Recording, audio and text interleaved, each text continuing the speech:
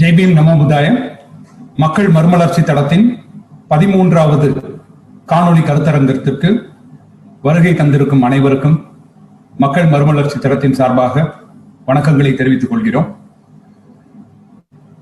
இன்றைய தலைப்பு பெண் உரிமையும் பௌத்தத்தின் புரட்சியும் என்ற ஒரு மிகச்சிறந்த தலைப்பில் உரையாட ஜான்சி ராணி டைகோ அவர்கள் வருகை தந்துள்ளார். இந்த நிகழ்ச்சியை நாம் வழக்கம் போல் புத்த வந்தனத்துடன் துவங்குவோம். பகவதோ அரகதோ சம்மா சம்புத்தஸ்ஸ நமோ தஸ்ஸ பகவதோ அரகதோ சம்மா சம்புத்தஸ்ஸ நமோ தஸ்ஸ பகவதோ அரகதோ சம்மா சம்புத்தஸ்ஸ புத்தம் சரணம் கச்சாமி தம்மம் சரணம் கச்சாமி சங்கம் சரணம் கச்சாமி துதியம்பி புத்தம் சரணம் கச்சாமி துதியம்பி தம்மம் சரணம் கச்சாமி துதியம்பி சங்கம் சரணம் கச்சாமி ததியம்பி புத்தம் சரணம்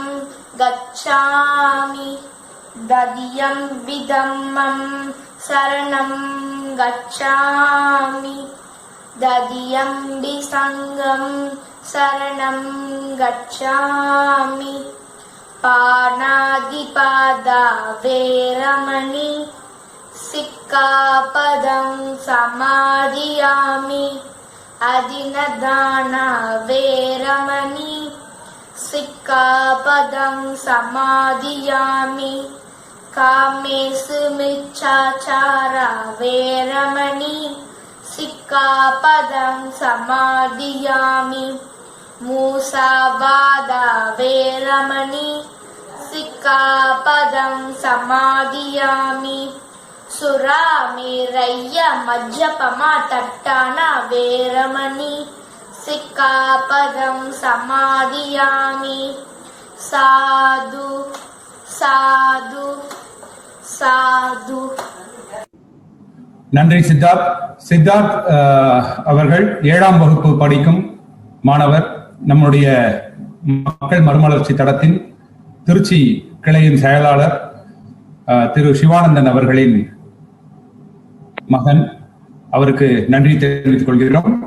அடுத்ததாக இந்த நிகழ்ச்சிக்கு நம்முடைய சிறப்பு விருந்தினரை வரவேற்று முறைப்படி வரவேற்புரை அளிக்க செல்வி நிஷிதா அவர்களை அழைக்கிறோம். நிஷிதா முதலாம் ஆண்டு MBBS மூகாம்பிகை மருத்துவக் கல்லூரி மார்த்தாண்டத்தில் படிக்கும் மருத்துவ மாணவி. உங்களை வரவேற்பதில் மக்கள் மறுமலர்ச்சி தளம் மிக சந்தோஷம் அடைகிறோம். வரவேற்புரை அளிக்குமாறு கேட்டுக்கொள்கிறேன். Thank you. Good evening, everyone. First of all, I would like to thank MMT for giving me this golden opportunity to deliver the welcome address for this video seminar, which is held every Saturday. In today's seminar, Mrs. Jhansi Rani Даiko ma'am will enlighten us about the effect of Buddhism in the revolution of women's rights. Her hometown is in Perambalur. She completed her BE from Pudukkottai Moogambigai Engineering College and ME from Karaikudi Alagappa Engineering College. Later, she worked as a lecturer in a private engineering college. She is currently the director of the Даiko Institute of Orthopedics and Traumatology Private Limited. She is deeply involved in Ambedkarism, Buddhism, and feminism. She is the branch president of the Buddhist Society of India. Her husband, Dr. Arivelagan Даiko, is an orthopedic surgeon and a member of the MMT General Council. We are very pleased to invite Mrs. Jhansi Rani Даiko ma'am, who have received so much honor as the speaker of this seminar. I also invite all those who who have come to participate in this seminar to welcome Mrs. Jhansi Rani Daiko, ma'am. Welcome, ma'am. நன்றி. Thank you. Thank you. நன்றி மருத்துவர் நிஷிதா. அடுத்ததாக நம்முடைய சிறப்பு விருந்தினரை பேச அழைப்பதற்கு முன் இந்த தேர்ந்தெடுக்கப்பட்ட இன்றைய தலைப்பு மிகவும் முக்கியமான தலைப்பு. ஏன்னா பெண் உரிமையில் பௌத்தத்தின் புரட்சி என்பது எந்த அளவுக்கு இருக்கிறது அப்படிங்கிறத நம்ம இன்றைய காலகட்டத்திற்கு நாம் தெரிஞ்சுக்க வேண்டிய ஒரு விஷயம்.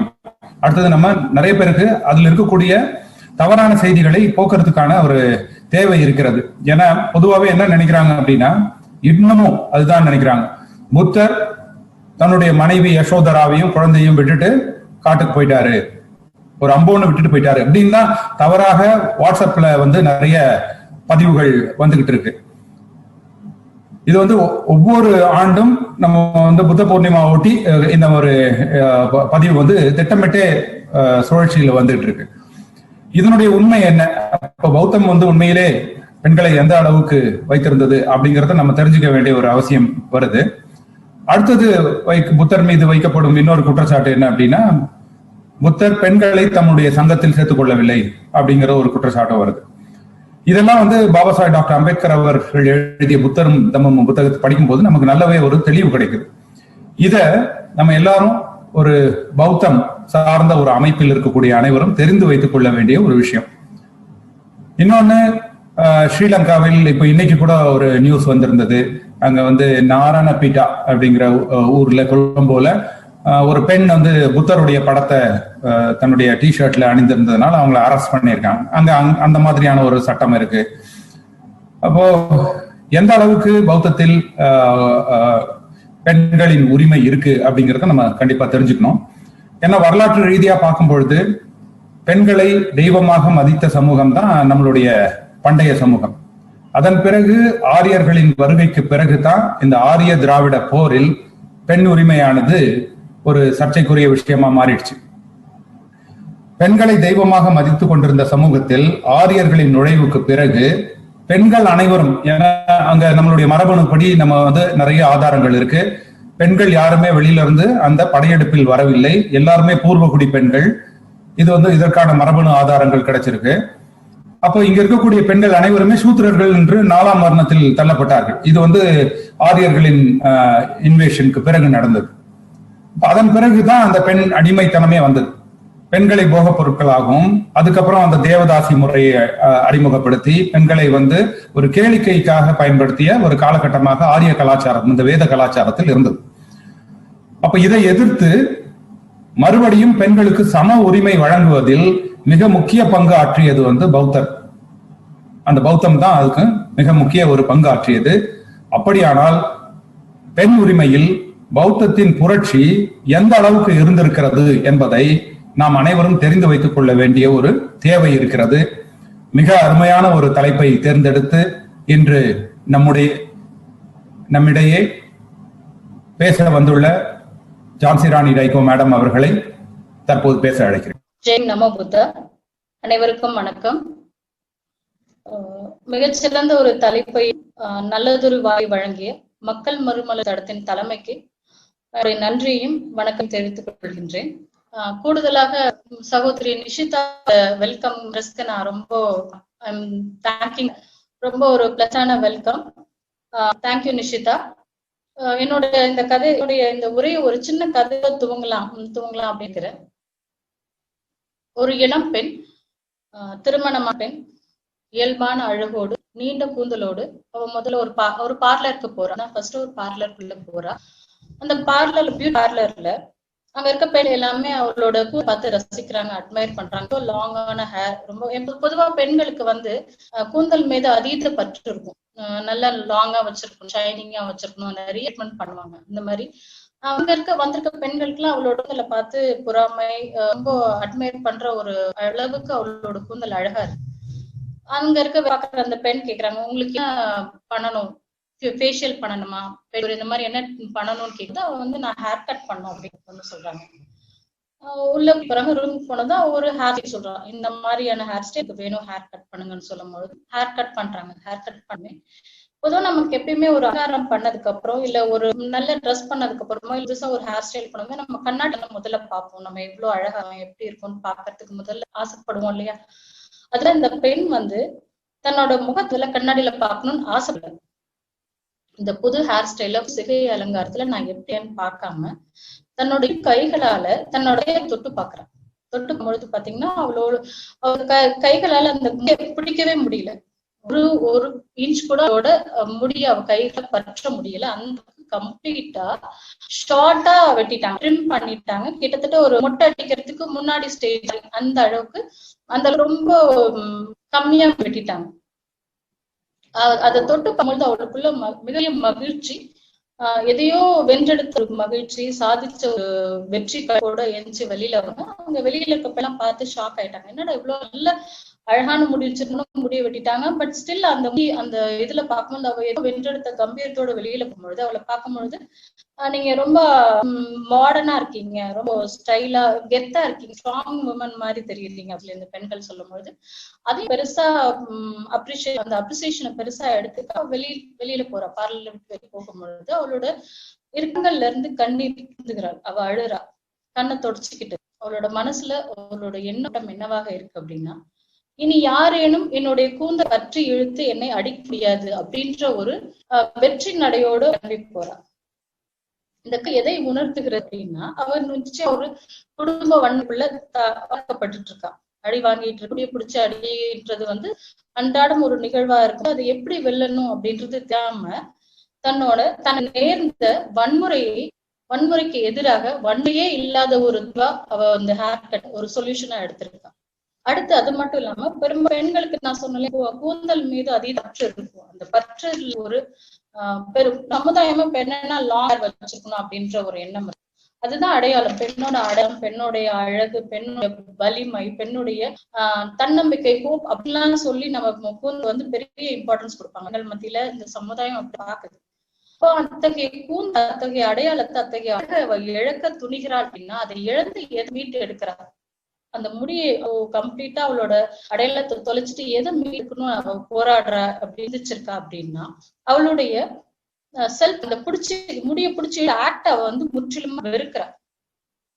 அப்போ அந்த விஷயத்துல இருந்து மீண்டெழுவது அவளோட செல்ஃப் ரெஸ்பெக்ட, தன்னோட செல்ஃப் டிக்னிட்டிய, சுயமரியாதை மீட்பதற்காக தான் அந்த ஆக்ட் அவ செய்யறது. அந்த கூந்தலை இழப்பதற்கு தயார் இருக்கிறா. ஆக ஒவ்வொரு பெண்ணுமே இன்டர்னல் பியூட்டியை கடல் இன்டர்னலா நமக்கு சுயமரியாதை அப்படின்ற வேணும்ன்றத ஒவ்வொரு பெண்ணும் விரும்பணும். அதை அந்த பெண் வந்து பிரதிக்கிறார். இது எல்லாம் கடந்து சமூக பார்வையில பெண்கள் எப்போதுமே தனக்குன்னு ஒரு கட்டமைப்பு இருக்கு இல்லையா, பெண்களுக்கு கட்டமைப்பு இருக்கும். அந்த கட்டமைப்பை உடைத்தெறிந்து இந்த சமூகம் சொல்கிற வழியில நான் ஒரு முற்போக்கு சிந்தனையாளர், நான் வந்து நீங்க இடத்துல இல்ல அப்படின்னு வெளிப்படுத்துவதற்காக பெண்கள் எப்போதுமே ஒரு தேர்வு செய்ய, ஒரு வழிமுறை தேர்வு செய்வாங்க. வாய்மொழியோடு வாய்மொழி, அதாவது வாயால சொல்லாம வாய்மொழிகளை தன்னோட எதிர்ப்பை தெரிவிக்காம தன்னோட கருத்தை தெரிவிக்காம உடல் மொழியை தான் பெண்கள் பெரும்பாலும் கையில் எடுப்பாங்க. அப்படி பாத்தீங்கன்னா முற்போக்கு சிந்தனையாளர்களாகட்டும் எழுத்தாளர்கள் பாத்தீங்கன்னா ஆண்களை போல தங்களோட ஹேர் ஸ்டைல் அந்த ஹேர் கட் பண்ணிப்பாங்க, பேண்ட் ஷர்ட் போட்டுக்கிறது, மாடர்ன் ட்ரெஸ் போட்டுக்கிறது, இந்த மாதிரியான விதத்துல தான் உடல் மொழியின் மூலமாக தான் தன் சமுதாயத்தை தன்னோட கருதி தன்னோட தீர்மான முடிவை வந்து வெளிப்படுத்துறாங்க. அப்போ இவ்வளவு முடிவும் அப்படிதான் ஹேர் கட் பண்ண மூலமா அவரோட ஏதோ ஒரு கருத்தை ஏதோ ஒரு ஸ்ட்ராங்கான ஒரு விஷயத்த கரெக்ட் பண்றதுக்கு தான் இந்த வழியை அவ தேர்ந்தெடுத்துட்டு இருக்கா. இப்ப நாம பார்த்தோம்னா பல பெண்களோட எப்படி இருக்கு மனநிலை, ஒரு 2 விஷயத்த ஒரு பெண்ணுக்கு வந்து பாலியல் ரீதியான கொடுமை நடந்திருக்கு. அதன் தாக்கமாக அவ தூக்கிட்டு தற்கொலையை தேர்வு செய்கிறாள். அதே மாதிரி ஒரு பெண் தன்னோட குடும்ப வாழ்க்கையில தன்னோட கணவன் தனக்கு துரோகம் எழுதாங்க, வேற ஒருத்தனோட உறவு வைத்ததை அறிந்து அவளும் செத்து போயிடுறா. இந்த 2 பேரோட ஆக்ட், அந்த 2 பேரோட செயல் பிரதிபலிக்குது அப்படின்னு பாத்தீங்கன்னா, முதல்ல வந்து இந்த 2 பேருமே தனக்கு குற்றம் செய்தவர்களுக்கு தண்டனை கொடுக்காம குற்றம் செய்தவர்களை விடுத்து தாங்களே தண்டித்துக் கொள்கிறார்கள். இதுதான் வந்து பெரும்பாலும் பெண் வந்து குற்றவாளிகள் காமிச்சு கொடுக்கறது கிடையாது. குற்றம் என்ன நடந்தது, தன்னோட வலி என்ன, தன்னோட வேதனை என்ன, தன்னோட சிந்தனை என்ன, மனநிலை என்ன அப்படின்றத வந்து வெளிப்படுத்தாம தன்னோட உடல் என்ற ஒரு கருவியை இந்த உடல் கருவியாக பயன்படுத்தி தன்னோட உயிரை மாய்த்து கொள்ளுவதன் மூலம் இந்த சமூகத்துக்கு ஏதோ ஒரு செய்ய சொல்லிட்டு தான் போறாங்க. 1000 பெண்களோட இறப்புக்கு பின்னாடி நிச்சயமா ஏதோ ஒரு செய்தி, ஏதோ ஒரு சிந்தனை வந்து இந்த பெண்கள் இந்த சமுதாயத்துக்கு எடுத்து சொல்லிக்கிட்டே தான் இருக்காங்க. ஆனா நாம வந்து முழுமையா கேட்கிறோமா, உள் வாங்குறோம் அப்படின்னா நிச்சயம் கிடையாது. இதுக்கு பங்கு வந்து ஆண் மட்டும் கிடையாது, பெண்களும் இதுல பங்கு இருக்கு. நம்ம பத்தங்களை பார்க்கும்போது பாத்தீங்கன்னா பெரும்பாலும் அமைதியா இருக்காங்க, கோபமா இருக்காங்க, இல்ல மௌனமா இருக்காங்க, அழறாங்க அப்படின்னா எல்லாமே வெறும் உணர்வுகள் கிடையாது. பெண்களோட உணர்வுகள் இல்லாது அது அவருடைய மொழி, பெண்ணின் மொழி, அவரோட இதோட லாங்குவேஜா நினைக்கிறாங்க. அவங்களோட உணர்வுகள் வெளிப்படுத்துவதற்கான உடல் மொழியாக தான் இதெல்லாம் செய்யறாங்க. அப்ப இந்த உடல் மொழி எப்படி இந்த சமூகம் பார்க்கிறதுன்னா அது ஒரு ஊமை மொழியாக, மௌன மொழியாகவே பார்க்கப்படுகிறது. அதனால பெண்களோட நிலையை வந்து நாம் முழுசா புரிஞ்சுக்காம, பெண்கள் கன்வே பண்றதும் கிடையாது, நாம புரிஞ்சுக்கிறதும் கிடையாது. கன்வே பண்றதுன்னா வாய்மொழியால சொல்றது கிடையாது. நீங்க இப்போ ஒரு எக்ஸாம்பிள் நம்ம வீட்லயே ஒரு செயல் எடுத்துக்கோங்க. நம்ம அமல் இந்த மாதிரி செஞ்சிருப்பாங்க, நாமளும் இந்த தேதியில எல்லாம் இந்த மாதிரி செஞ்சிருப்போம். ரெகுலரா சமையல் செஞ்சு சாப்பாடெல்லாம் டைனிங் டேபிளுக்கு எப்பயும் ஒரு செய்தி, ஒரு நிகழ்வு. இன்னைக்கு உங்க டைனிங்க்கு சாப்பாடு வரல அப்படின்னா உங்க மனைவி, உங்க தாயோ உங்ககிட்ட ஏதோ ஒரு விஷயத்த கன்வே ட்ரை பண்றாங்க. இல்ல சமையலே செய்யல, சுத்தமா சாப்பாடே செய்யலன்னா இன்னும் ஸ்ட்ராங்கா ஏதோ உங்ககிட்ட சொல்ல வராங்க அப்படின்றதுதான். இந்த பெண்கள் ஏன் இப்படி வந்து ஏதோ எனக்கு குடும்ப உறவுக்குள்ள பேசலாம் இல்லையா? சோ நீங்க ரொம்ப தூரத்துல இல்ல, பக்கத்துல இருக்கீங்க, நீங்க என்னோட இருக்கலாம், நீங்க என்னுடைய கணவராக பொழுது, என்னோட நண்பனாக இருப்பது, ஏன் ஒரு பெண் வந்து திறந்து பேசுறது இல்ல? இத வந்து ஒரு மேபி காலம் பெண்களுக்கு பேசுவதற்கான உரிமை மறுக்கப்பதன் விளைவாகவே பெண்கள் வந்து பேசுறதுக்கு மறந்துட்டாங்களோ என்ற ஒரு அச்சம் எழுகிறது. ஆனா பெண்கள் நிறைய பேசுவாங்க, என்ன பேசுவாங்கன்ற லிமிடேஷன் கிடையாது. பட் எங்க எதுக்காக பேசணும், எதுக்காக குரல் கொடுக்கும் அப்படின்றத மட்டும் அவங்க செய்யறதே கிடையாது. நீங்க ரொம்ப இயல்பா பெண்கள் ஓரளவுக்கு 10ல் 7 பெண்களாச்சும் பாலியல் குறுத்தலுக்கு ஏதோ ஒரு விதத்துல ஒரு டிஸ்டர்பன்ஸ் ஆச்சும் அவங்க சந்திச்சுட்டு இருப்பாங்க. அது தன்னோட சக பெண் தோழிகளிடையோ இல்ல தன்னோட குடும்பத்திலேயோ இல்ல ரொம்ப க்ளோஸ் நெட்வொர்க்ல அவங்க பகிர்ந்து இருக்கிறாங்களா, அவங்கள வலி என்ன, தன்னோட நிலைப்பாடு என்ன, சமூகம் பற்றிய சிந்தனை என்ன, எதையுமே அவங்க வந்து பகிர்ந்ததே ரொம்ப அதான விஷயமா இருக்கும். ஷேர் பண்ணவே மாட்டாங்க.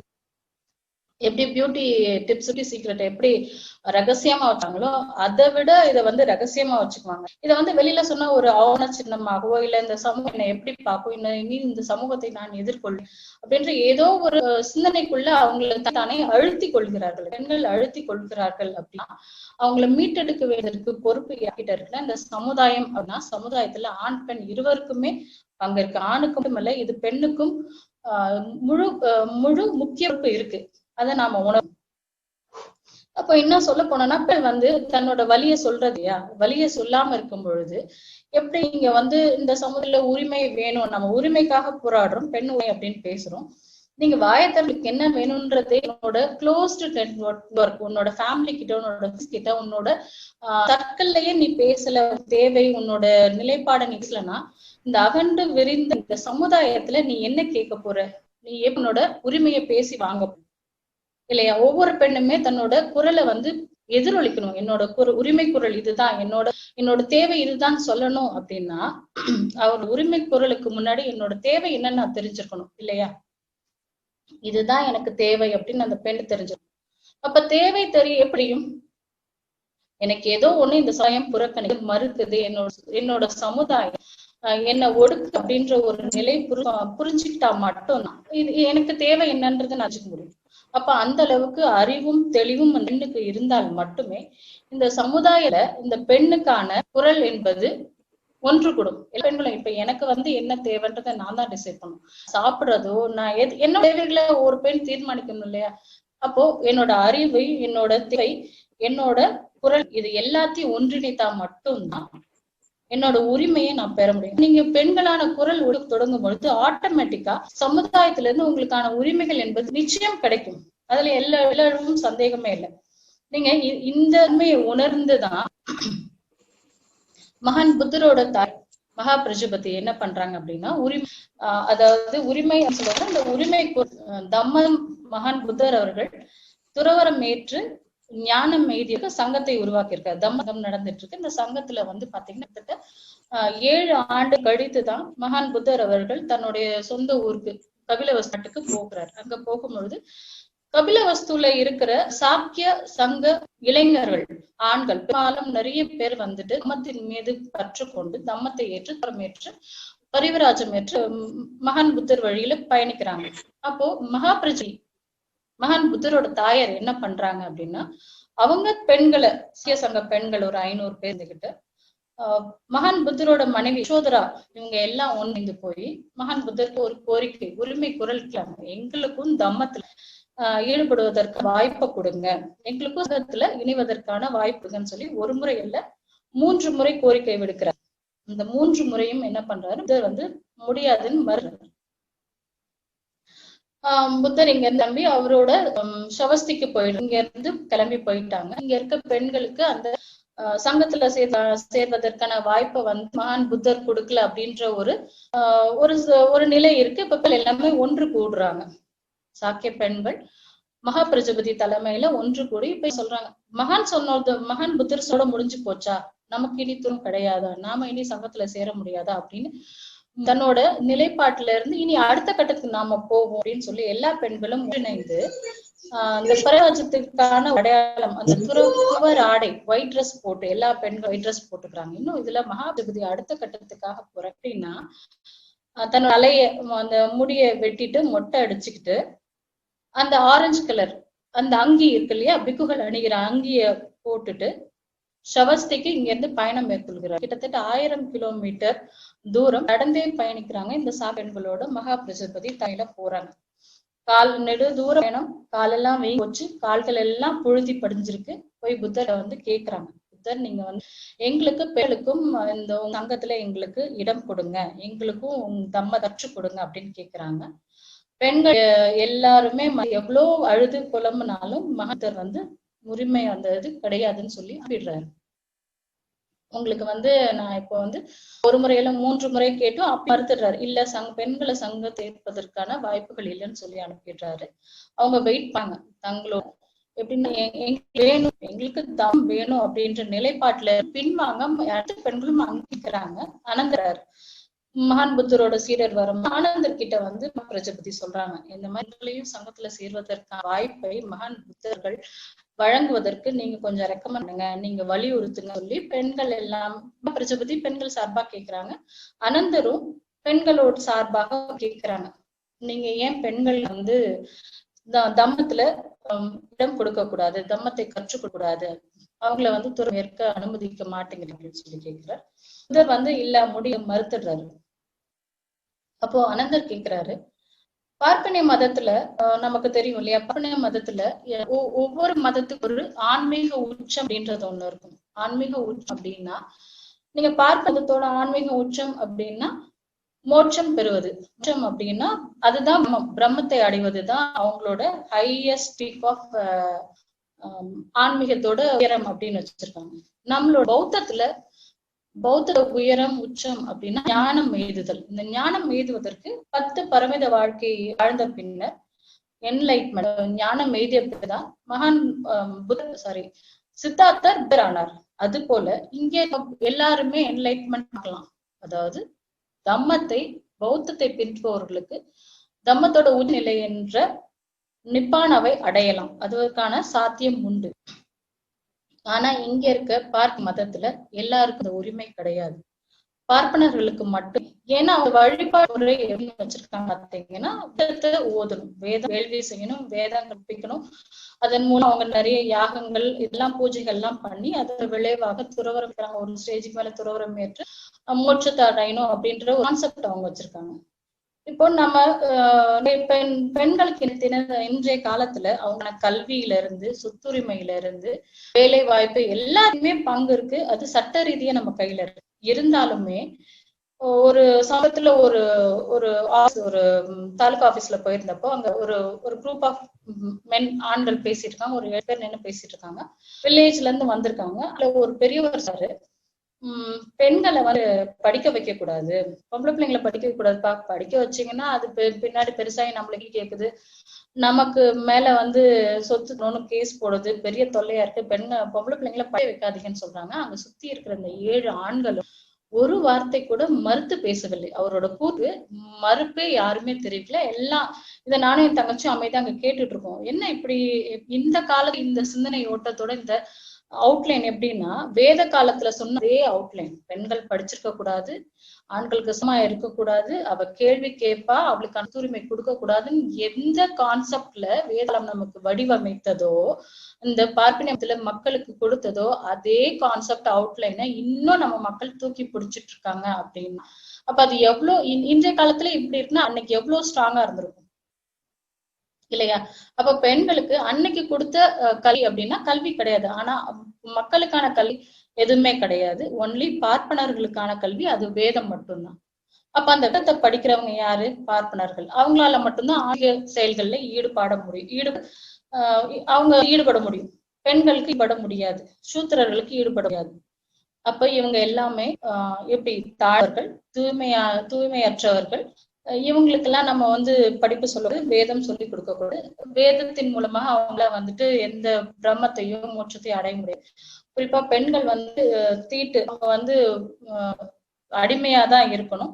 அவங்க வந்து என்னைக்குமே வந்து நிமிர்ந்து விடக்கூடாது, எப்ப போக பொருளாக மட்டும் பயன்பட வேண்டும் என்ற சிந்தனையோடு பெண்கள்ல வந்து அடக்குமுறைக்கு உள்ளாக்கப்பட்டு பெண்களால வந்து மோட்சத்தை பிரம்மத்தை அடையாது அப்படின்ற பிரகடனம் பண்ணியிருக்காங்க.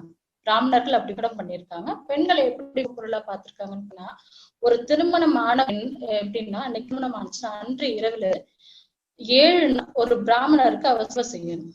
எல்லா விதத்திலும் உடல் தேவை உட்பட எல்லா தேவையும் அவ பூர்த்தி செய்யணும். அந்த 7 நாள் கழிச்சு தன்னோட ஒரிஜினலா கல்யாணம் பண்ண அவரோட வாழ்க்கையை தொடர்ந்து பெண்களை வந்து எவ்வளவு கீழ்த்தமாக நடத்திருக்காங்க காலத்துலன்னா, அப்போ இந்த நிலை, இப்படிப்பட்ட ஒரு நிலையில இருக்க என்ன உரிமை, என்ன பங்களிப்பு இருந்திருக்கும் சமுதாயத்துல? பெரிய ரோல் இருந்திருக்காது இல்லையா?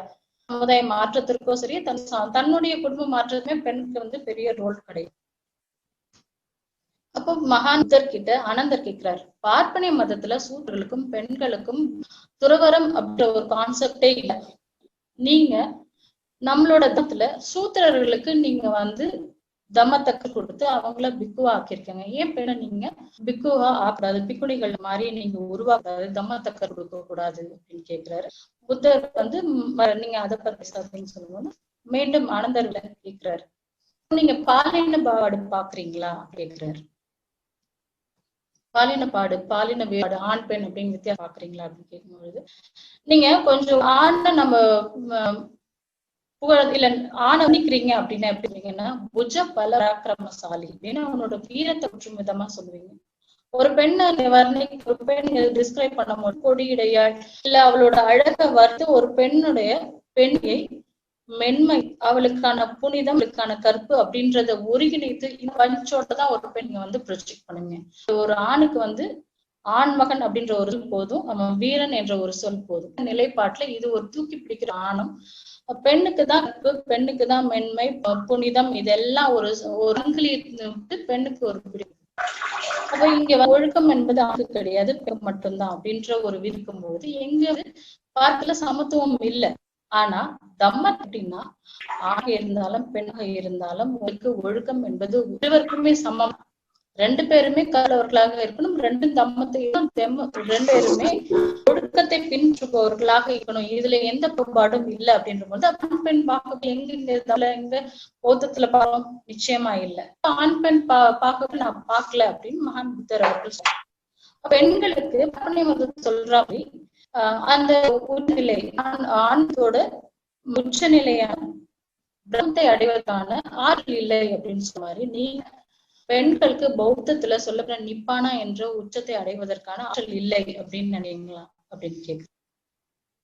நீங்க பொதுவாக ஆணை சொல்லும்போது ஆணுக்கான வலிமை உடல்ல இருக்கு, பெண்ணுக்கான வலிமை எங்க இருக்குன்னா அவளோட உள்ளத்துல இருக்கு, அவளோட உறுதியில இருக்கு. அப்போ பெண்ணுமான் புத்தர் அவர்கள் நிச்சயமா இல்ல, பெண் வந்து நிப்பானாவை அடைவதற்கான அனைத்து ஆற்றலும் படைத்தவள் பெண்.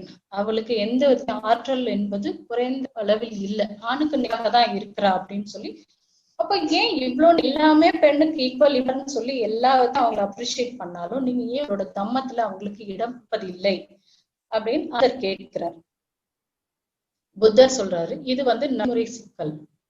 நடைமுறை சிக்கல்னா பிராக்டிகல் டிஃபிகல்டிஸ்னா என்னவா?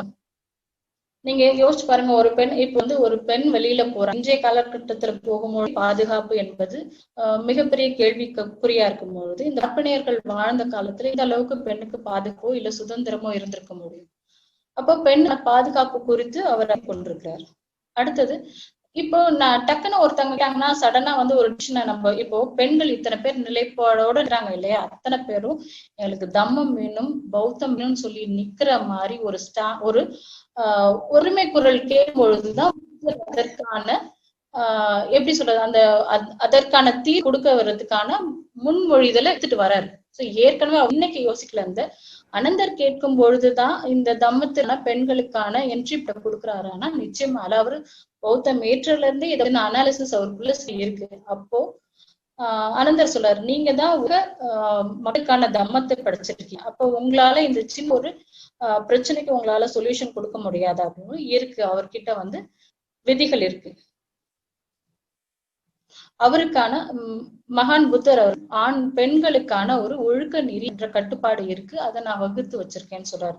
சோ அதன் மூலம் மகான் புத்தர் அவர்கள் பெண்களுக்கு அனுமதி கொடுக்குறாரு. ஓகே, பிராக்டிகல் டிஃபிகல்டிஸை பண்றதுக்கான 8 வினையாவை நான் கொடுக்குறேன். படி பெண்கள் பின்பற்றி அதை ஏற்றுக்கொண்டார்கள். என்ன, பெண்கள் தம்மத்திற்கான பௌத்தத்திற்கு ஈடுபடலாம், தம்மத்தோட சங்கத்துல இணையலாம் அப்படின்ற ஒரு என்ட்ரி இனிஷியேஷனை கொடுக்கிறாரு.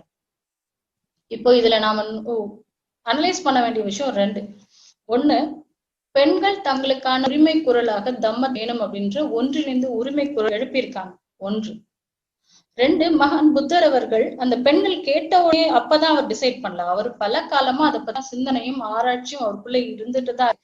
அப்போ அவரோட சிந்தனை இது பெண்கள் அதை பெண்களா முதல்ல ஒரு குரல் கொடுத்து நாம கேட்கணும். 2வது, அவருக்கு நீண்ட அதுக்கான தீர்வுகளுக்கான எந்த வழி அவங்களுக்கான நம்ம ப்ரொடெக்ஷனை கொடுக்கலாம், எந்த அவங்களுக்கு பாதுகாப்பு கொடுக்கலான்ற ஒரு சிந்தனை ஆற்றலோடு தான் அவர் வடிவமைத்திருக்காரு. பெண்கள் தம்மத்திற்கான புரட்சியான ஒரு வழியை வகுத்திருக்கிறார். ஏன்னா எல்லாமே ஒரு பெரிய ஒரு நார்மலான ரொட்டீன் ஒர்க் செய்யறதெல்லாம் ஒரு புரட்சி கிடையாது. பெண்கள் யாரும் பெறாத ஒரு உச்ச நிலையை எழுதுவதற்கான ஒரு வழியான மார்க்கம் தம்மத்தில் கொடுத்திருக்கு. தம்மத்திற்கு பெண்களுக்கு சுதந்திரம் கொடுத்திருக்கிறது, அந்த மரியாதையும் அந்த ஈக்குவாலிட்டியும் கொடுத்திருக்குன்னா அத்தகைய பௌத்தத்தை நிச்சயமா மிகப்பெரிய புரட்சியான பெண்களுக்கு மதிக்கப்பட வேண்டிய ஒரு செயலாக நிச்சயமா அதை புரிஞ்சுக்கணும். இதுல எந்த மாற்று கருத்துமே இல்லை. அப்போ அடுத்தது நம்ம பெண்கள் அல்லது எந்த மனித சமுதாயமாக இருந்தாலும் நம்ம எப்படி பார்ப்போம்னா, நெகட்டிவ் கேரக்டர் இருக்காங்க அப்படின்னு வச்சுக்கோங்க. ஒரு நெகட்டிவ் கேரக்டரோ இல்ல ஒரு படம், ஒரு எக்ஸாம்பிள் ஒரு படம் எடுத்துக்கோங்க, படைப்பான்ற படம் எடுத்துக்கோங்க. அதுல நீலாம்பரின்ற ஒரு கேரக்டர் இருக்கும். அந்த பொண்ணு ஒரு நெகட்டிவ் கேரக்டர், நெகட்டிவ் ரோல் பண்றவங்க. அவங்க அந்த ஹீரோவை லவ் பண்றாங்க, கல்யாணம் பண்ண நினைக்கிறாங்க. கல்யாணம் ஃபெயிலியர் ஆயிடுது. சோ அப்போ அதுக்கப்புறம் அந்த ஹீரோக்கு தொந்தரவு கொடுக்குறாங்க. நம்மள ஹீரோக்கு சுத்தி இருக்கிறவங்க எல்லாம் ட்ரபிள் கொடுறாங்க. கடைசியா ஃபைனலா அந்த நெகட்டிவ் ரோல்ன்ற பொண்ணு செத்தாதான் எல்லாருக்குமே பிரச்சனைக்கான சொல்யூஷன் அப்படின்றது கொண்டாந்து அந்த படத்துல நிறுத்தி இருப்பாங்க. நம்ம வேத காலத்துல அரக்கிகள் இந்த சொல்றாங்களே, அந்த அன்றைய காலத்துல நம்ம சொல்ற அந்த புராண கதைகள்லாம் அந்த அரக்கிகள் இல்ல கெட்டவங்க எல்லாம் அவங்களுக்கு எல்லாம் அழிவு மட்டும்தான் தீர்வாக இருக்கு இல்லையா. அவங்களுக்கு அவங்களை மீட்டு அவங்களுக்கு நல்வழி கொடுக்கறது, கீழ்நிலையில இருந்து அவங்கள உயர்நிலைக்கு எடுத்துட்டு போகணும் அப்படின்ற ஒரு சிந்தனையோ என்னமோ நமக்கு கொடுக்காத ஒரு சமூகம் நம்ம இது வரைக்கும் பார்த்துட்டு இருக்கோம். ஒரு கெட்டவனா அவன் திருந்ததுக்கே வழி, அவன் செத்தாதான் மத்தவங்க வாழ முடியும் அப்படின்ற ஒரு நம்பிக்கையை நமக்கு கொடுக்கறது. இதை மகான் புத்தர் அவர்கள் அது ஒரு புரட்சி செஞ்சிருக்கு. இந்த கீழ்நிலை அப்படின்னு சொல்லி இந்த நெகட்டிவ் அப்படின்னு சொல்றத பாத்தீங்கன்னா கேரக்டர் மட்டும் நான் சொல்லல, இந்த சமயம் ஒரு பெண்ணையோ நெகட்டிவா பாக்குது, அதாவது கீழ்நிலை உள்ள பெண் அப்படின்னு பாக்குது. காஸ்ட் ரீதியா சமுதாய ரீதியா அவ வந்து ஒடுக்கப்பட்டவள், இல்ல அவளுக்கு நெகட்டிவ் ஒரு இம்ப்ரெஷன் கொடுக்குது. இந்த நெகட்டிவ் எல்லாம் எரேஸ் பண்ணிட்டு இவங்களை தூக்கி உயர்த்த வேண்டிய நிலைய பொறுப்பை மகான் புத்தர் அவர்கள் செய்ததுதான் மிகப்பெரிய புரட்சி. நீங்க இப்போ பெண்களை வந்து கீழ் நிலையில வச்சிருக்காங்க இல்லையா, இந்த சமுதாயம் பார்ப்பனிய சமுதாயம் கீழ் நிலையில வச்சிருக்கிறத அதை உடைச்சு தூக்கி உயர் நிலையில தூக்கி பிடிச்சது அது ஒரு மிகப்பெரிய புரட்சி.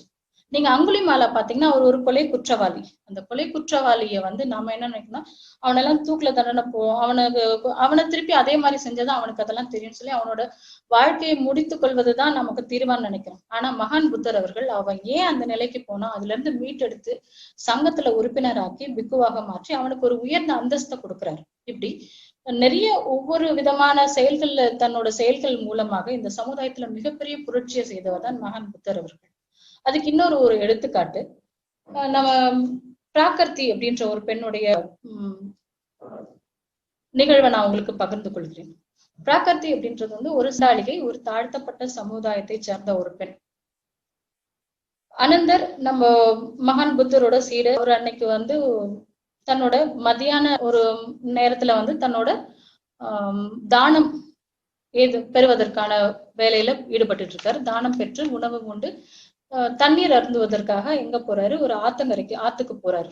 அங்க இந்த பெண் பிராகர்த்தி என்ன பண்றாங்கன்னா தண்ணி குடத்துல தூக்கிட்டு வராங்க. அனந்தர் அந்த பெண்ணுகிட்ட வந்து எனக்கு தண்ணி கொடுங்கன்னு சொல்லி கேட்கிறாரு. அனந்தர் வந்து அனந்தருக்கு அந்த பெண் தண்ணி கொடுப்பதற்கு மறுக்கிறாள்.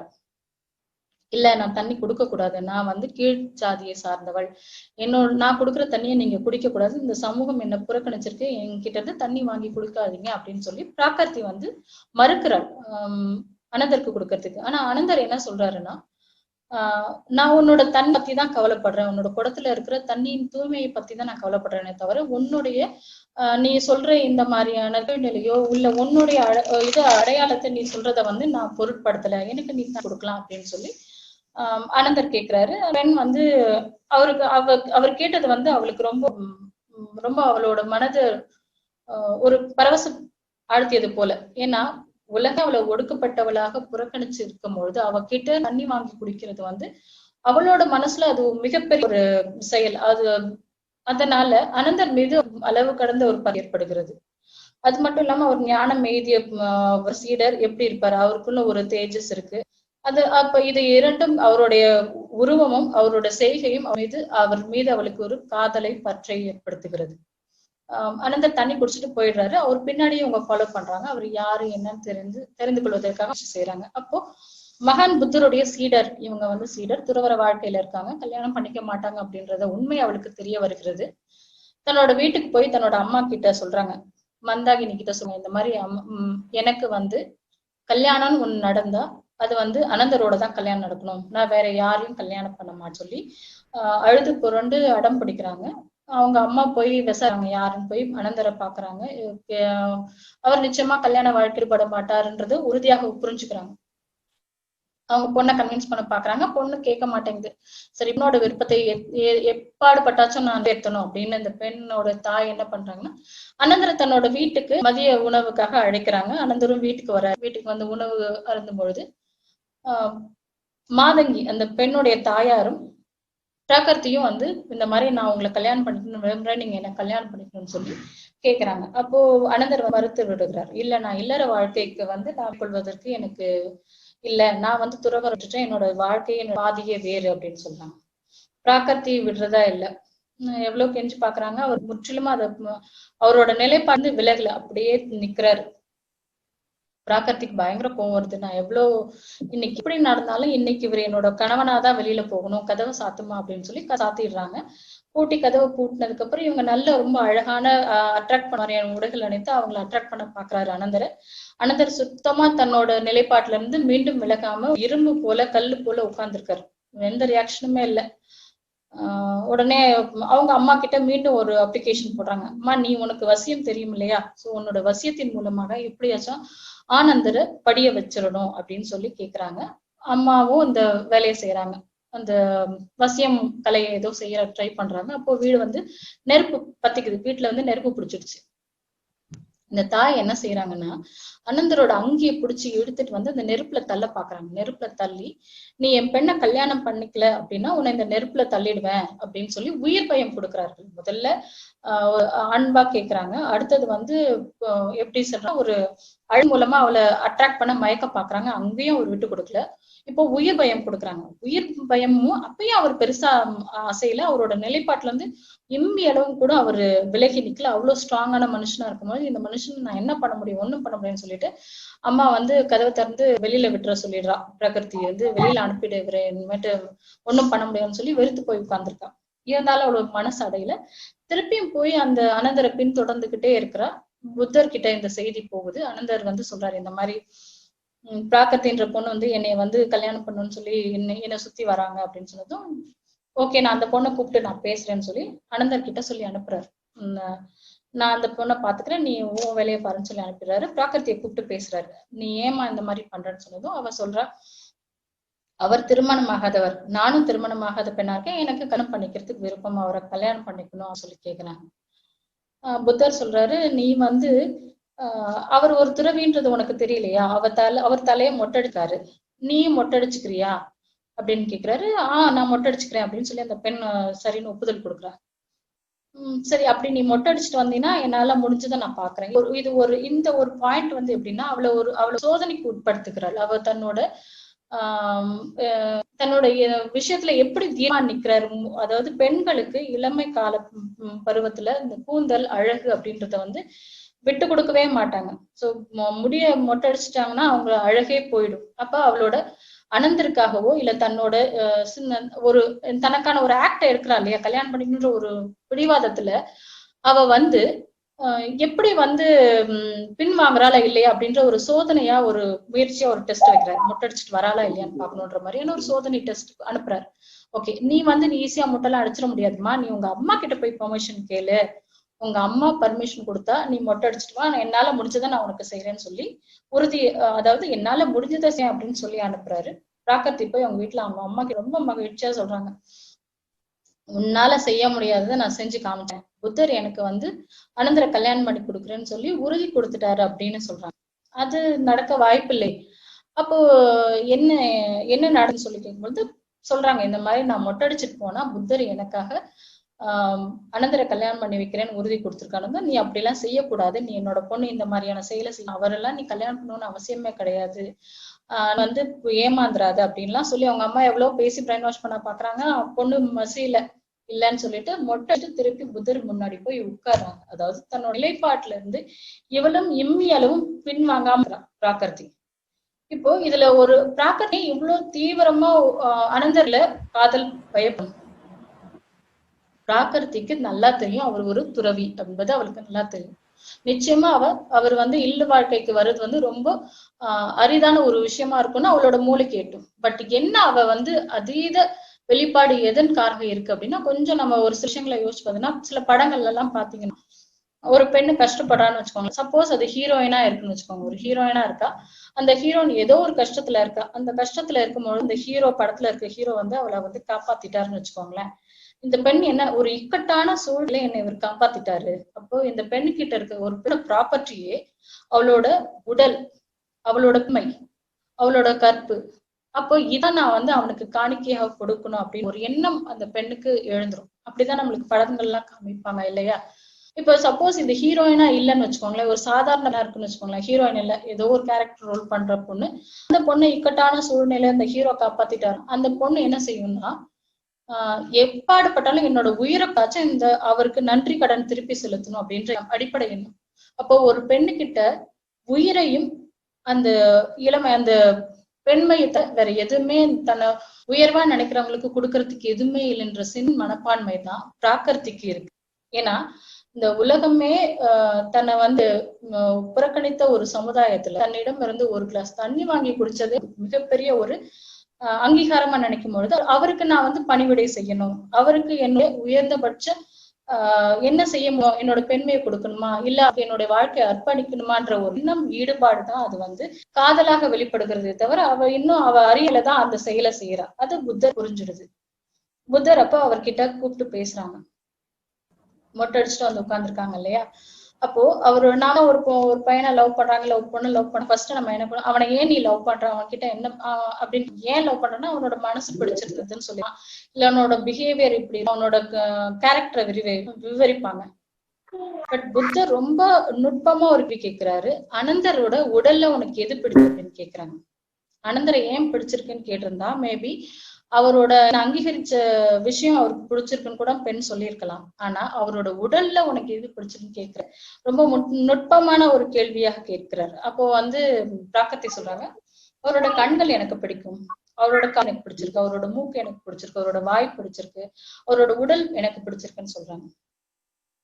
நம்ம எல்லாம் ஒரு கண்ணுக்கு எது அழகுன்னு சொன்னா கண்ணு மை அழகுன்னு சொல்லி இது இயல்பான ஒரு சொல். நம்ம இப்படிதான் நம்ம கன்வே பண்றோம். கண்களுக்கு கண் அடி அழகா இருக்குன்னா மை தீட்டினா அழகு. பட் நம்ம கண்களுக்கு நற்பார்வை அழகு அப்படின்றது இதுதான் கரெக்டான ஒரு வெளிப்பாடா இருக்கும். அப்படிதான் புத்தர் அவர்கள் அவளுக்கு விவரிக்கிறார். மகான் புத்தர் அந்த பெண்ணுக்கு கண்கள் நீ சொல்றலையா அழகுன்னு சொல்றலையா, அந்த கண்கள்ல கண்ணீர் இருக்குமா அப்படின்னு சொல்றாரு. அப்படின்னா வாழ்க்கையில துக்கம் இருக்கு அப்படின்றத இன்னொரு விஷயத்த அவர் டீச் பண்றாரு. நீ பார்க்க மூக்கு, காது, வாய் இது எல்லாமே கழிவுகள் நிறைந்தது. உடல் என்பது கழிவு நிறைந்தது. இந்த கழிவு நிறைந்த உடலோடு நீ என்ன பெற போற? ஒரு குழந்தை. இந்த குழந்தை பிறந்துச்சுன்னா ஒரு பிறப்பு இருக்குன்னா அங்க இறப்பு ஒண்ணு இருக்கும் இல்லையா? இறப்பு அப்படின்னு ஒண்ணு இருந்ததுன்னா நிச்சயமா துக்கம் அப்படின்றது இருக்கு அப்படின்னு சொல்லி அவர் டீச் பண்றாரு. ஒரு டீச்சிங்ஸ இப்போ அவளோட மனநிலையே கொஞ்சம் கொஞ்சமா மாறுது, தன்னோட கொஞ்சம் கொஞ்சமா ரிலேஸ் பண்றான். அப்போ இந்த உடல் என்பது வெறும் குழந்தை பெறுவதற்காக மட்டுமல்ல, இந்த உடல் என்ற கருவியை நிப்பானா என்ற உயர்ந்த ஒரு ஞானத்தை பெறுவதற்கான வழியில நம்ம செலுத்தலாம் அப்படின்றத பிராக்கத்தி புரிஞ்சுக்கிறார்.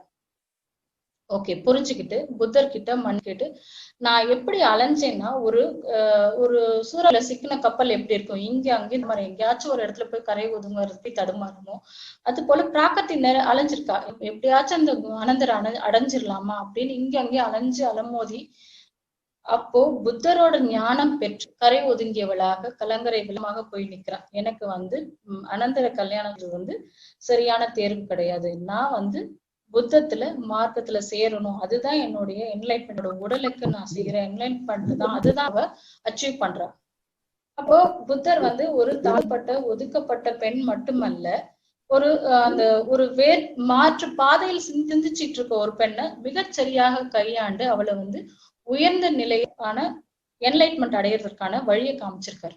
இது ஒரு புரட்சி. இது எப்படின்னா நீங்க இப்போ நார்மல் பெண்ணை யோசிச்சு பாருங்களேன், பிராக்கத்தி ஒன்னா யோசிச்சு பாருங்க. நார்மலா அவள் லவ் ஃபெயிலியர் ஆயிடுச்சு, அவளோட வாழ்க்கை என்ன ஆகும்? இனி அவ போகணும் ஒண்ணு, ஏன்னா தலை மொட்டடிச்சாச்சு, ஊரெல்லாம் பரவிச்சு செய்யும். அப்போ அவளுக்கு எப்படி இருக்கும்? திருப்பி தன்னோட இயல்பு வாழ்க்கைக்காக பின்னோக்கி போக முடியாது, அவங்க வீட்டுக்கு போக முடியாது, நார்மலான லைஃப் லீட் பண்ண முடியாது. அவளுக்கான ஆப்ஷன் என்னன்னா ஒண்ணு சாகணும், இல்லைன்னா இந்த அவமானத்தோட வாழணும் அப்படின்ற நிலை இருக்கும். ஆனா இந்த சிந்தனையை உதைத்து அவளை ஒரு விருட்சமாக மேலெழ வைக்கிறாரு. அந்த சிந்தனை உள்ள பெண்ணை புதைச்சிட்டு சுயமரியாதை உள்ள பெண்ணாக தூக்கி நிறுத்துறார் மகான் புத்தர். அதுக்கான வழியதான் சங்கத்துல அவளை இணைத்து ஒரு பௌத்த பிக்குணியாக மாற்றுகிறார். இது மிகப்பெரிய அவளுக்கு ஒரு மிகப்பெரிய அங்கீகாரம். இதெல்லாம் சாத்தியமே கிடையாது. நீங்க பார்ப்பன மதத்துல பாத்தீங்கன்னா நிறைய அரக்கிகள் நான் அந்த கட்டத்துக்குள்ள போக விரும்பல. அந்த சூப்பர் நேச்சுரல் பவர் செஞ்ச மேஜிக் எல்லாம் நமக்கு தேவையில்லை. பட் அடிப்படையில என்ன பண்ணுவாங்கன்னா, நெகட்டிவான ஒரு இம்ப்ரெஷன் உள்ள ஒரு பீப்புள் என்னைக்குமே உயர்ந்த நிலையை அடையவே முடியாது, அவன் செத்துதான் போகும். அப்படிதான் நம்ம கான்செப்ட். இப்போ படங்கள் சீரியல்ல அததான் நமக்கு சிந்தனையை கொடுக்குறாங்க. இது ஒரு மிகப்பெரிய ஒரு மிகப்பெரிய ஒரு சிந்தனை மகான் புத்தர் அவர்கள் நமக்கு காமிச்சிருக்காரு. அடுத்து மகான் புத்தரோட பத்தின ஒரு புரிதல் ஒரு விஷயம் இனிஷியலா நம்ம மருத்துவர் சொன்னாரு. நம்ம பெண்கள் பெண்ணை அவரு பெருமளவு பிக்கு சங்கத்துல சேர்த்துக்கல, பிக்குணிகளாக சேர்த்துக்கல. அதே மாதிரி நடுராத்திரியில யசோதர் அவரோட மனைவிய நடுராத்திரில வைக்க விட்டுட்டு வெளியில கிளம்பினவர் அப்படின்ற ஒரு இம்ப்ரெஷன் இந்த சமுதாயத்துல அவரை பத்தின தவறான புரிதல் இருக்கு. அது விளக்கத்தை நான் இப்ப கொடுக்குறேன். நீங்க ஒரு எடுத்துக்காட்டு எடுத்துக்கோங்க. நீங்க இன்னைக்கு நைட் 12 o'clock எனி டைம் நீங்க உங்க ஒய்ஃபை ஏமா நான் நாளைக்கு வந்து அரசியல் கட்சி ஆரம்பிக்கிறேன், இல்ல நான் நடக்க போற எம்பி எலெக்ஷன்ல சிஎம் எலெக்ஷன், எம்பி எலெக்ஷன், ஏதோ ஒரு எலெக்ஷன் நான் நிக்க போறேன்னு நீங்க திடீர்னு ஒரு நைட்டு எழுப்பி சொன்னீங்கன்னா, நேத்து நைட் வரைக்கும் நல்லா தானே இருந்தாரு, படுக்க சாப்பிடும்பொழுது கூட நல்லா தானே இருந்தாரு, என்ன திடீர்னு இவருக்கு இந்த ஞானம், எதுக்கு இந்த மாதிரி வேண்டாத செய்யலாம் அப்படின்னு சொல்லி ஒரு ஒரு சிந்தனை அவங்களை பத்தின சரி புரிதல் இல்லாம ஏதோ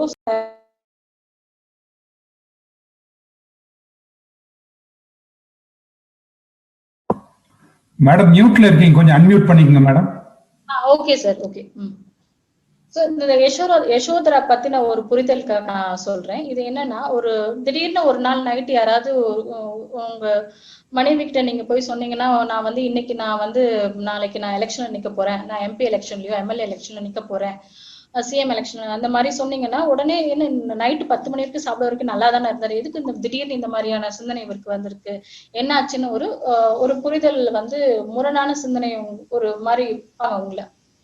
ஆனா நீங்க திருமணம் நாட்கள்ல இருந்து இல்ல அவங்கள சந்திச்ச காலத்துல இருந்து நீங்க அரசியல் பத்தின உங்களோட புரிதல், அரசியலோட பார்வை, உங்களோட பேஷன், மக்களுக்காக நீங்க செய்யணும்ன்ற ஒரு உங்களோட சமுதாய பார்வை, இதெல்லாம் நீங்க அடிக்கடி விவரிச்சுக்கிட்டே இருந்திருக்கீங்க அப்படின்னா, திடீர்னு நாளைக்கு எலெக்ஷன், இன்னைக்கு நான் சீட்டுக்கு நிக்கிறேன் அப்படின்னு நீங்க 12 மணிக்கு சொல்லி கதவை எழுப்புனீங்கன்னா, உடனே என்ன பண்ணுவாங்க, எல்லா நகை நட்டு என்னென்ன கொடுக்கணுமோ அதையெல்லாம் முதல் ஆள அவங்க மனைவிதான் முதல்ல கொடுப்பாங்க இல்லையா? அப்போ என்ன எதுக்காக சொல்றேன்னா, மகான் புத்தர் அவர்கள் துறவரம் இருக்க போறேன் அப்படின்ற செய்தியை தன்னோட குடும்பத்துல வந்து சொல்லும் பொழுது தாயார் அழறாங்க, தந்தை ஒரு பக்கம் அழறாங்க. ஆனா யசோதரா மட்டும் என்ன பண்றாங்கன்னா, உடனே அவங்களுக்கான அனுமதியை கொடுக்குறாங்க. நீங்க எடுத்த முடிவு சரிதான், உங்க இடத்துல இருந்தா நானும் அதை தான் செய்வேன். ஆனா என் கையில குழந்தை, ராகுலன் பிறந்த குழந்தை இருக்கா, நான் அதை விட்டுட்டு நான் வந்து குழந்தைய விட்டுட்டு நான் காட்டுல தூக்கிட்டு வர முடியாது.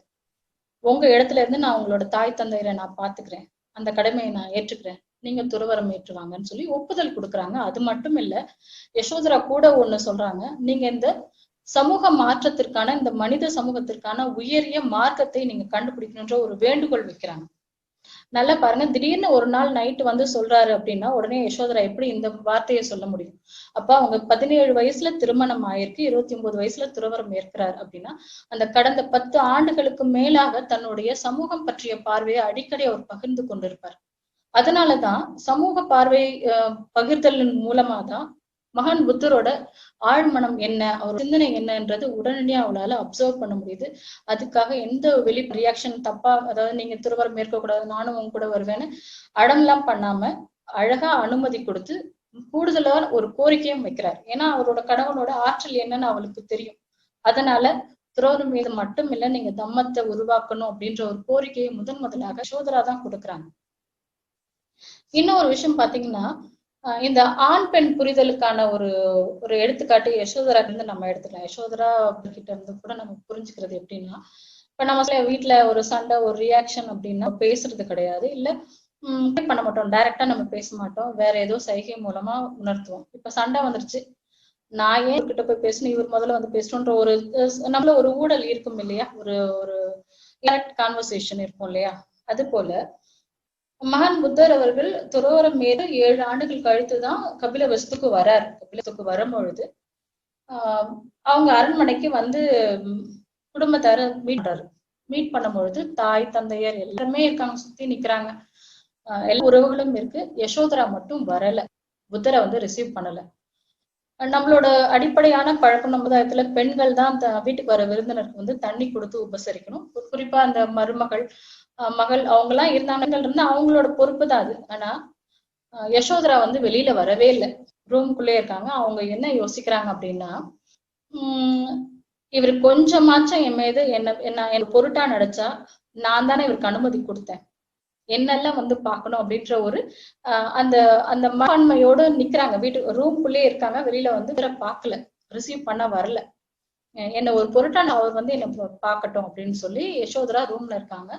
யசோதரா அவருடைய யசோதராவோட உடல் மொழியை, அந்த அந்த சொல்றோம் இல்லையா, அந்த உணர்வை புரிந்து கொண்டு புத்தர் உள்ள வர்றாரு, யசோதரா பார்க்க வர்றாரு. அவரோட சீடர்களும் கூட வராங்க. இப்ப சீடர்கள் கிட்ட சொல்றாங்க, நான் வந்து சுதந்திரம் அடைறேன், எனக்கு வந்து எந்த பற்றும் இல்லை. ஆனா யசோதரா இன்னும் பற்றோடு தான் இருக்காங்க, அவங்க வந்து இன்னும் விடுதலை பெறவில்லை. அதனால எப்படி வேணாலும் ரியாக்ட் பண்ணலாம், நீங்க அவங்கள தடுக்காதீங்க அப்படின்னு சொல்றாங்க. யசோதரா ரூம்குள்ள போனதுமே தன்னோட கணவரை பார்த்து மகான் புத்தரோட காலை கட்டி பிடிச்சி அழறாங்க. ஏன்னா 7 வருஷம் பிரிவு, அழுது கொட்டுறாங்க. அப்புறம் சுயநிலை அவங்களோட புரிதலுக்கு விலகி வெளியே வந்துடுறாங்க. இப்போ நம்ம எதுக்குறேன் அப்படின்னா, மகான் புத்தர் அவர்கள் ஞானம் எய்தியவர், உலகத்துக்கே ஒரு தலைவரான ஒரு நிலையில பொழுது அந்த பாக்கல நான் வந்து நீ என்ன ஒரு பெண் சிறுமையானவள், நீ வந்து தானே என்ன வந்து ரிசீவ் பண்ணணும் அப்படின்னு ஒரு வெளிப்பாருல உள்ள வந்து அந்த பெண்ணுடைய உணர்வை மதித்து உள்ள வந்து அவளை வந்து பாக்குறாரு. ஃபர்ஸ்ட் விஷயம். ரெண்டாவது அவர் தேங்க் பண்றாரு, நீ இல்லைன்னா இந்த விஷயம் நான் அச்சீவ் பண்ணிருக்க முடியாது, அதனால உனக்கு நன்றி அப்படின்னு சொல்லி அவரோட நன்றியை வந்து இங்க தெரிவிக்கிறார். இதோட வந்து யசோதராவோட ரோல் முடிஞ்சு பாத்தீங்கன்னா கிடையாது. இன்னும் ஒரு பயங்கரமான ஒரு ரோல் பண்றாங்க யசோதரா. எல்லாம் கிளம்பி போக போறாங்க. அப்ப யசோதா வந்து தன்னோட மகன் ராகுலனை கூப்பிட்டு சொல்றாங்க, ராகுலன் வந்து அவர் தான் உன்னோட தந்தை மகான் புத்தர், நீ வந்து அவரோட மகன் இல்லையா, அப்ப அவர்கிட்ட போய் உன்னோட வாரிசு உரிமையை நீ கேளு அப்படின்னு சொல்றாரு. வாரிசு உரிமை அப்படின்னா, ஏன்னா இப்ப நம்ம ராஜாவா இருந்தா அடுத்தது நீங்க தான் ராஜான்ற ஒரு வாரிசு உரிமை அப்படின்ற ஒரு இதை கைப்பற்றலாம். ஆனா மகான் புத்தர் கிட்ட என்ன வாரிசு உரிமை கேட்க முடியும்? நீங்க என்ன அப்பான்னு என்ன மகன் அங்கீகரிக்கணும்னு எதிர்பார்க்கலாங்க. என்ன சொல்ல அனுப்புறாங்க அப்படின்றது ஓகே, அவங்க ஏதோ ஒரு ரோல் பிளே பண்ணி அனுப்புறாங்க. மகான் புத்தர் கிட்ட அந்த குழந்தைய ராகுலன் போய் பாக்குறாரு. அவங்க அப்பாவை பார்க்கும்போது அவனுக்கு பேரின்பமா இருக்கு. ஞானம் பெற்றவர், ரொம்ப அழகானவர். எப்படி அவரை பார்க்கும் பொழுது, ஞானம் பெற்றவர் பார்க்கும் பொழுது அந்த பையன் சொல்றான், அப்போ மகான் புத்தர் கிட்ட சொல்றாரு, அப்பான்னு நான் உங்களை அப்பான்னு கூப்பிடலாமா, நீங்க என்னோட அப்பாவான்னு கேட்கிறாரு. அவர் பதில் சொல்ல முடியாம ஆமான்னு சொல்லி திகைத்து நிக்கிறாரு. உங்க பக்கத்துல இருக்கிறதே எனக்கு ரொம்ப இனிமையாக இருக்கு அப்படின்னு சொல்லி தன்னோட இதை வெளிப்படுத்துறாரு, பாசத்தை வெளிப்படுத்தும் பொழுது நீங்க வந்து நீங்க எனக்கு வாரிசு உரிமை கொடுக்கணும் அப்படின்னு சொல்லி அந்த ராகுலன் குழந்தை கேட்கிறாரு, தன்னோட தந்தை கிட்ட கேட்கிறாரு. எல்லாரும் திகைச்சு பாக்குறாங்க, எப்படி வாரிசு உரிமை கொடுக்க முடியும்? மகாதரால வாரிசு உரிமை கொடுக்க முடியாது. ஏன்னா அவரே அந்த நாட்டுக்கு அரசர் இல்ல துறவரம் ஏற்றிருக்காரு. அவர்கிட்ட என்ன இருக்கு, என்ன வாரிசு கொடுக்கும் பொழுது அப்ப மகான் புத்தர் வந்து சொல்றாரு, என்கிட்ட தம்மம் இருக்கு, தம்மத்தோட வாரிசு, தம்மத்தை தான் நான் உனக்கு கொடுக்க முடியும், நான் பெற்ற செல்வம் அதுதான். ஏன்னா வாரிசு உரிமைன்னா என்னன்னா, என்கிட்ட இருக்க செல்வத்தை அடுத்த ஜெனரேஷனுக்கு பாஸ் பண்றதுதான். அப்ப மகான் புத்தர் சொல்றாரு, எனக்கிட்ட இருக்கிற சொத்து, மிகப்பெரிய சொத்து அப்படின்றது வந்து தம்மம் தான். நான் தம்மத்தை உனக்கு கற்றுத்தரேன், நீ என் கூட தம்மம் தீட்சை, அதாவது துறவரம் ஏற்க தயாரா அப்படின்னு கேட்கிறாரு. இந்த குழந்தை ராகுலன் போயிடுறாரு, அவங்க அப்பா கூட துறவரம் ஏற்க தயாராகிறார். அப்ப ஒரு தாயாக மட்டுமல்ல, ஏன்னா ரொம்ப ஒரு நுட்பமான ஒரு காரியம். வாரிசு தன்னோட தந்தையோட சேர்க்கிறதா நீங்க பாக்குறீங்கன்னா அப்படியும் இதுதான். ஆனா தம்மத்தை நீங்க ஒரு தனி பொண்ணா போயிட்டு தன்னோட பையனோட அப்பா கிட்டயோ இல்ல துறவரம் ஏற்கணும். ஏன்னா தாத்தா வந்து ஏற்கனவே பையனை இழந்துட்டார். அதாவது சுத்தோதனார் வந்து சித்தார்த்தரை இழந்துட்டார். திருப்பியும் பேரனை இழக்கணும்னா அவர் எவ்வளவு பெரிய இடியா இருக்கும். அவர்கிட்ட போய் பர்மிஷன் கேட்டு அவளால தம்மத்தை கத்துக்கிறதுக்கு, அந்த பேரனை அனுப்புறதுக்கு அனுமதி இருக்காது. ஆனா யசோதரா வந்து தன்னோட மகனை சொல்லி வாரிசு வேணும்னு சொல்லி தம்மத்தை கற்றுக்கொள்வதற்கான ஒரு நல்ல ஒரு ரோல் பண்ணி தன்னை பையனை வந்து பிக்கு சங்கத்துல சேர்த்துடுறாங்க. மிகப்பெரிய ஒரு பெண்ணோட இது வந்து பெண் ஆற்றலை புரிந்து கொண்டீங்க உங்களுக்கு புரியும் நிச்சயமா அவ என்ன ரோல் பிளே பண்ணிருக்காங்க அப்படின்றது. இப்ப எதுக்காக நான் இதை சொல்றேன்னா, பெண் நம்ம எப்பயுமே வந்து பெண் வந்து எதையுமே செல்வதற்கான உடல் வலிமை தேவையில்லை, மன வலிமை தேவையும், சிந்தனை ஆற்றல் இருக்கும். ஆண் அப்படின்னா ஒரு ஆதிக்க சிந்தனை, உடல் வலிமையானவன், மிக பலசாலி அப்படின்னு எல்லாம் ஒரு தூக்கி நிக்காம, ஆண்மை அப்படின்றது நிக்காம, பெண் என்றால் மென்மையானவள், புனிதம் அப்படின்ற ஒரு ஒரு சின்ன வட்டத்துக்குள்ள இல்ல, ஆண்மையும் இல்லாமல் பெண்மையும் இல்லாமல் மனித தன்மையோடு தம்மத்தை ஏற்றுக்கொண்டோமே ஆனால் நிச்சயமாக ஆண் பெண் இந்த சமத்துவம் என்பது சாத்தியம். நம்மளோட அனைத்து புரட்சியும், அனைத்து மக்களுக்கான தேவையான அனைத்து உரிமைகளையும் நிச்சயமாக நம்ம பெற முடியும். அது தம்மத்தின் வாயிலாக நிச்சயம் நடைபெறும் என்ற செய்தியோடு இந்த வாய்ப்புக்கு நன்றி கூறி விடைபெறுகிறேன். நன்றி, வணக்கம். பௌத்த சொந்தங்களுக்கு புத்த வணக்கம். இந்த 13வது காணொளி கருத்தரங்கம் பௌத்தத்தில் பெண்ணியத்தின் புரட்சி, சில கருத்துக்களை நானும் சொல்லலாம்னு பாக்குறேன். அதாவது ஜான்சி ராணி சொன்னது புத்தர் காலத்துல பெண்ணியம் எப்படி இருந்தது, பெண்களுக்கு என்ன இடம் கொடுத்திருந்தாரு அப்படின்னு. ஆனா பௌத்தம் 4ஆம் நூற்றாண்டிலிருந்து 13ஆம் நூற்றாண்டு வரை செழித்து வந்தது. அது நமக்கு எல்லாமே தெரியும். அப்போ பெண்களோட பங்கு இல்லாம இவ்வளவு காலம் தாக்கு பிடிக்க முடியாது இல்லைங்களா? அப்போ எந்த மாதிரி அவரு பெண்களை முன்னெடுக்கிறாரு அப்படின்னா, அவங்க மேடம் சொன்ன மாதிரி 2 வாழ்க்கை பெண்களுக்கு கொடுக்கிறாரு சாய்ஸ். ஒண்ணு குடும்ப வாழ்க்கை, இன்னொன்னு சமுதாய வாழ்க்கை. அப்ப சமுதாய வாழ்க்கைக்கு பெண்கள் வர்றதுக்கு அவங்க மனச பக்குவப்படுத்துறதுக்கு தான் அவரு அந்த பஞ்சசீலம், எண்மார்க்கம், மெயினா தியானம் இதெல்லாம் சொல்லி அவங்கள பக்குவப்படுத்துறாங்க. சமுதாய வாழ்க்கைக்கு வரும் பொழுது கல்வியையும் மருத்துவத்தையும் சமுதாயத்திற்கு எல்லாத்துக்குமே ஈக்குவலா கொண்டுட்டு முதலில் பௌத்தமே. பௌத்தத்துலதான் பள்ளி முதல்ல கல்வியை கொடுக்குறாங்க. அப்புறம் நம்ம அயோத்திதாசர் பண்டிதர் என்ன சொல்றாரு அப்படின்னா, சிறு தெய்வ வழிபாடு, அதாவது அம்பிகாபதி, படவேட்டம்மன், வேம்பிலியம்மன் இவங்க எல்லாமே புத்த பிக்குகள் தான் அப்படிங்கிறாங்க. அப்ப ஒரு பெண்மணியை தெய்வமா வணங்குறாங்க அப்படின்னா எந்த அளவுக்கு அவங்க சமுதாய ஈடுபாட்டோட அவங்க அந்த சமுதாய சேவைகளை பண்ணவும் தான் அவங்கள தெய்வமா கும்பிடுற அளவுக்கு பின்னால மக்கள் ஏத்துக்கிட்டாங்க. பின்னால் வந்த பிராமணியம் பெண்களை அடிமைப்படுத்துறதுனால அது கொஞ்சம் கொஞ்சமா நம்மளோட சமுதாயத்துல இருந்து மறைக்கப்பட்டது அல்லது மறந்துட்டோம். அது என்னோட கருத்தை நான் இங்க பதிவு பண்ண விரும்புறேன். மற்றபடி இந்த 13வது காணொளி கருத்தரங்கத்தில் நிஷிதா அழகான வரவேற்புரை மிகவும் சுருக்கமாகவும் அழகாகவும் எடுத்து கூறினார். ஜான்சி ராணி வழக்கம் போல் ரொம்ப அழகா தன்னோட கருத்தை ஆணித்தரமாக வெளிப்படுத்தினார்.